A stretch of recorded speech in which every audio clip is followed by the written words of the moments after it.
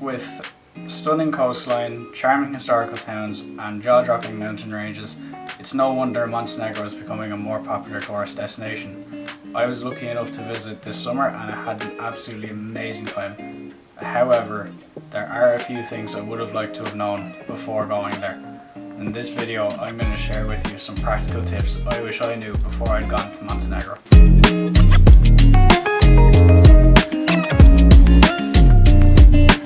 If you're flying into Montenegro, you'll either be flying into Tivat or Podgorica, which is the capital. Depending on where you're coming from, it can be somewhat tricky. From what I've seen, there are a few direct flights from Manchester, a couple airports in London and Dusseldorf a few times a week, and also from Belgrade as well. However, coming from Ireland, this can make it somewhat difficult because if you're to fly into one of those three cities and get a flight from there, you'd be waiting a very long time. The average, the layover time was about 6 to 8 hours, and then you get on the flight.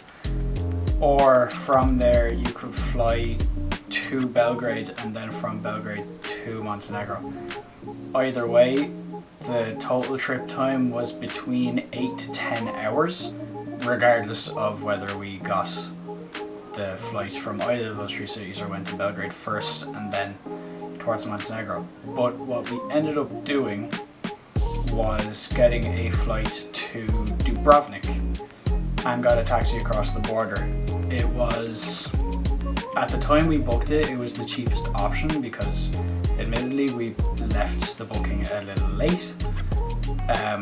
However, if we were to do that now, it would only end up being about €30 extra to do that, but it would shave about 4 hours off your travel time. I would highly recommend doing that if you're staying around Herceg-Novi, Perast, and Kotor to an extent, but if you book it enough in advance and if you plan it right, then I would definitely recommend flying in. It was just how we did it at the time. It was quicker and cheaper for us to fly into Dubrovnik and get the taxi across the border. So, as I'm making this video, Montenegro is not part of the EU. And if you're flying into Dubrovnik and getting a taxi across the border, it is a hard border. So that does add some time onto the trip. However, getting in is relatively easy. For me as an Irish citizen, I can travel to Montenegro for up to 90 days visa free, and there's no issues there, and I'm pretty sure it's the same for a lot of European countries as well. If you're coming from the likes of the States or Australia, it might be a bit different, so you definitely need to look into that before flying out to Montenegro. However, even though they're not in the EU, the official currency is the euro, so this makes it very easy if you are coming from a European country. As well as that, you should definitely carry around cash, as that is definitely the preferred method of paying for things in Montenegro.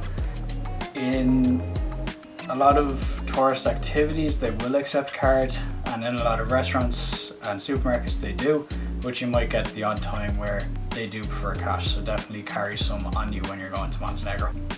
When you're there as well, you will need to register your stay and pay a tourist tax.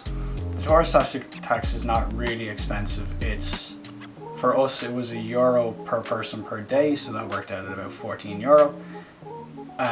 However, in terms of registering your stay, a lot of that will be done by if you're staying in a hotel, they tend to do that there. If you're staying in an apartment, they tend to do it for you, and it might be built into the price when you're booking it. But you should definitely look out for that when you are, and if it's not there, maybe check in with the host and see if it is included. Our host Nicola for Apartments Anna, he was very good. He got us registered on day one, like about half an hour after we arrived there, and we were sorted for the rest of the trip. If you're going to be staying in an old town, bring non-slip shoes. The old towns, they're beautiful, they're fantastic, but they've been there for hundreds of years. They've seen all sorts of people go through them, and those stones have been polished. If you're wearing any sort of slippery shoes, you're going to have a hard time getting around. I learned that the hard way. Especially one of the trails in Kotor was actually the old path going up to the fortress, and it's very popular, and because of that the stones have been completely polished, and it's very hard to get up if you're not wearing the correct type of footwear. So definitely bear that in mind for wherever you're going. A lot of Montenegrin food is kind of centered around cheeses and meats. So seeing that being either a vegetarian or a vegan, you might think that it'll be difficult to find something to eat there. However, the exact opposite is true. Pretty much everywhere we went to had some sort of vegan option or a vegetarian option. Whether it was we looked in advance and to plan out our trip because my girlfriend is vegan, or we just went somewhere and they did have a vegan option. So you will be able to find something if you're vegan or vegetarian. If you're staying in an apartment, then you'll likely want to cook in some nights, and you should probably be aware that supermarkets aren't open on Sundays at all. There's no exception to the rule. Like, restaurants will be open, places selling souvenirs will be open, but no sort of supermarket or pharmacy or anything will be open on a Sunday. So if you're planning on eating in on a Sunday, do all your shopping on the Saturday. We made that mistake. We went on a Sunday, not being aware, and when we got there we were starving and just wanted to go get something to eat and eat in because we were tired, but we couldn't. Although a lot of younger people in the country do speak English, there will be a language barrier with you and maybe some of the older people you come across.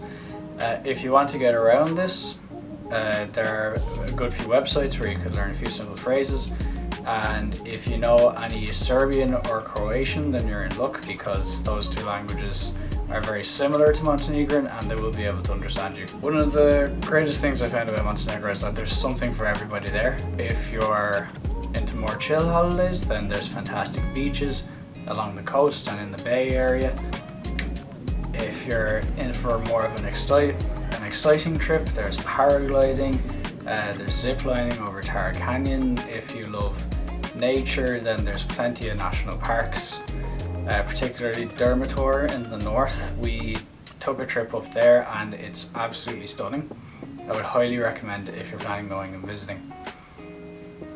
If you're a lover of history as well, loads of historical towns around, and we went on a boat tour where they took you into World War II submarine base, and that was really cool to see at the time because I wasn't really aware of any of those things there before I had gone and seen the trip. So whether you just want to chill out, whether you want an exciting holiday, or you want to learn something, there's something for everybody.